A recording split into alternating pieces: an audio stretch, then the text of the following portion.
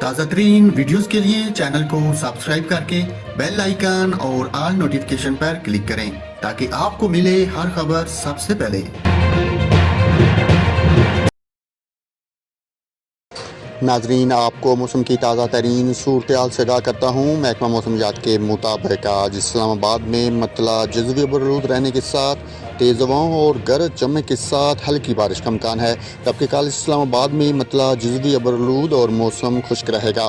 اس کے علاوہ آج صبح پنجاب کے بیشتر اضلاع میں مطلع جزوی ابرآلود اور موسم خشک رہے گا، تاہم خطہ پوٹھوہار میں تیز ہواؤں اور گرج چمک کے ساتھ ہلکی بارش اور بوندا باندی کا امکان ہے۔ اس دوران مری اور گلیات میں ہلکی بارش اور برف باری کی بھی توقع ہے۔ جمعرات کے روز صبح پنجاب کے بیشتر اضلاع میں موسم خشک رہے گا، تاہم خطہ پوٹھوہار میں مطلع جزوی ابرآلود رہنے کا امکان ہے۔